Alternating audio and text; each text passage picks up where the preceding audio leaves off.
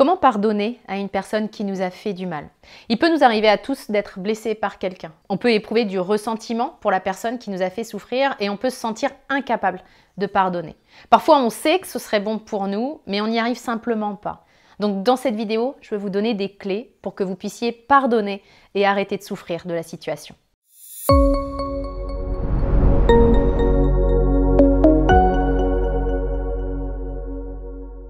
Bonjour et bienvenue dans cette vidéo, mon nom est Nathalie Martin, je suis coach en éveil de conscience et je suis la créatrice du programme Éveil, un programme de coaching qui vous permet de sortir du mode pilote automatique pour créer une vie inspirée, inspirante et qui vous fait vibrer. Pour en savoir plus, je vous laisse consulter la description qui accompagne cette vidéo. Avant d'explorer les clés que je veux vous donner pour réussir à pardonner, j'ai envie qu'on s'attarde sur ce que pardonner signifie. Parce que bien des fois, on ne parvient pas à pardonner, voire même on ne veut même pas l'envisager, parce qu'on comprend mal ce qu'est le pardon et on le confond avec tout un tas d'autres choses dont on ne veut surtout pas. Il faut donc bien comprendre ce que le pardon n'est pas. Dans un premier temps, pardonner, c'est pas oublier, c'est pas nier ce qui s'est passé. C'est pas devenir amnésique et tant mieux, parce que sinon ça voudrait dire qu'on n'a rien appris de cette expérience et qu'elle nous a juste fait souffrir. On serait donc pas à l'abri que la même chose recommence. Deuxièmement, pardonner, c'est pas cautionner, valider ou en redemander encore. C'est pas parce que je pardonne que je suis d'accord avec ce qui s'est passé et que j'ouvre grand la porte pour que ça recommence. Et pardonner, c'est pas se réconcilier. Je peux très bien pardonner à une personne et en même temps, ne plus vouloir de cette personne dans ma vie. Pourquoi est-ce que c'est important de pardonner? Tout d'abord, ce que je veux vous dire, c'est que cette vidéo, ce n'est pas une injonction au pardon. Ce n'est pas l'idée de tomber dans le « il faut pardonner »,« je dois pardonner ». Il ne faut rien et vous ne devez rien. J'insiste sur ce point. Pardonner, c'est simplement une option possible. Et vous pouvez la choisir ou pas. Et quel que soit votre choix, vous avez la même valeur. Vous n'avez pas plus de valeur lorsque vous pardonnez à quelqu'un que lorsque vous ne pardonnez pas.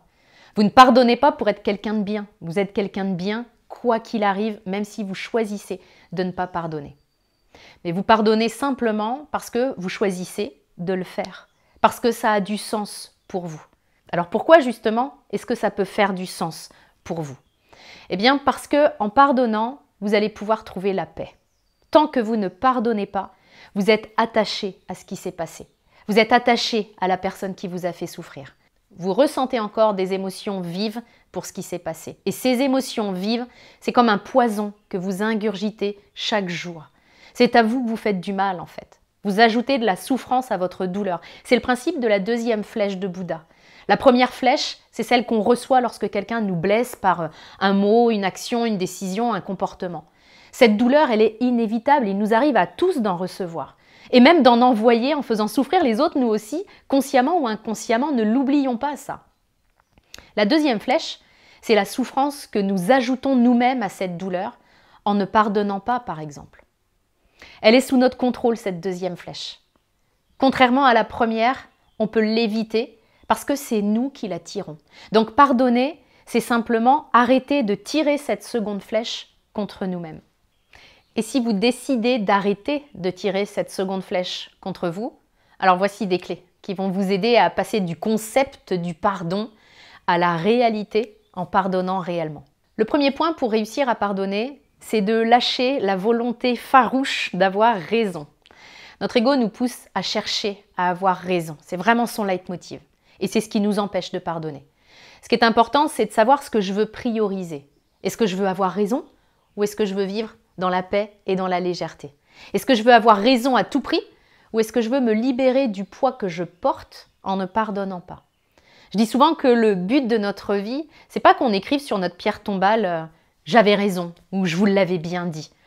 On a bien d'autres messages plus intéressants à laisser que celui-là. En tout cas, c'est ce que je crois. Donc l'idée, c'est pas de savoir qui a raison dans cette histoire, c'est pas le sujet.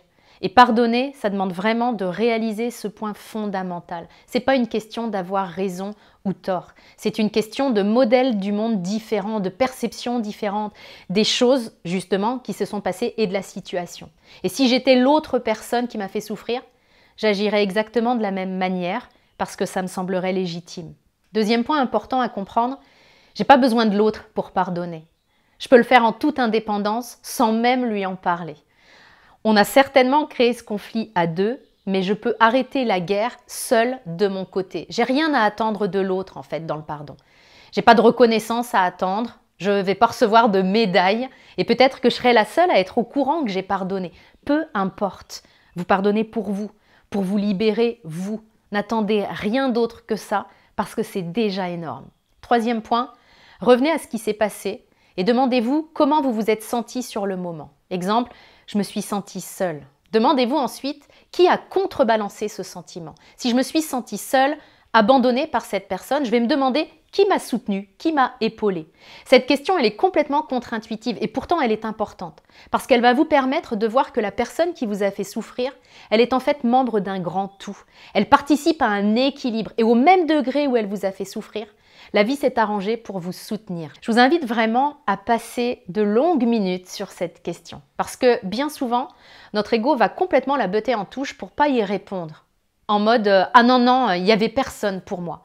Mais si vous creusez un peu, vous allez vous apercevoir que ce n'est pas une réalité. Ça a juste été votre perception sur le moment parce que vous avez souffert et que ça a biaisé votre perception. Vous n'avez vu que cette personne et la souffrance qu'elle a occasionnée, mais il n'y avait pas que ça en fait dans votre vie à ce moment précis. D'autres personnes étaient là pour vous soutenir, pour participer à ce grand équilibre.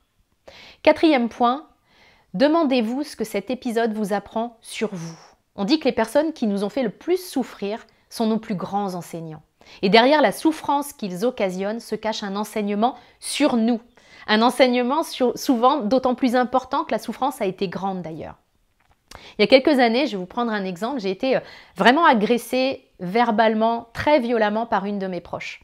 Elle m'a sorti en pleine face tout ce qu'elle pensait de moi, la manière dont elle me percevait, dans une violence hallucinante pour moi. Ça a vraiment été un choc. Et j'ai ressenti des émotions hyper fortes, de tristesse, de honte, de haine aussi, enfin un beau mélange. Et une fois ces émotions évacuées, j'ai compris qu'en fait cette personne venait me montrer à quel point j'étais attachée au jugement des autres, à quel point je cherchais à faire l'unanimité, parce que je ne savais pas voir moi-même ma valeur. Elle m'a montré aussi que je ne savais pas prendre ma place de manière juste et authentique dans un groupe. Et ça, c'est un enseignement qui vaut de l'or. Alors, je me serais bien dispensée de cet épisode, mais en même temps, j'avais vraiment besoin de cet enseignement pour passer au niveau supérieur dans ma vie. Aujourd'hui, je ne parle plus à cette personne, c'est ce que je vous disais tout à l'heure. Pardonner, c'est pas forcément vouloir refaire ami-ami. Par contre, je lui souhaite pas de mal et je la remercie de cette chère leçon dans tous les sens du terme. Si vous appliquez ces étapes, je tiens vraiment l'intention que vous puissiez vous libérer. C'est d'ailleurs un mantra que vous pouvez adopter. Je me libère. Et vous pouvez même ajouter « je te libère » pour libérer aussi l'autre personne. Je me libère et je te libère. Cette vidéo vous a plu, elle vous a aidé. N'hésitez pas à la liker, commenter et partager pour m'aider à répandre mon message le plus loin possible. Vous le faites déjà et je vous remercie très sincèrement.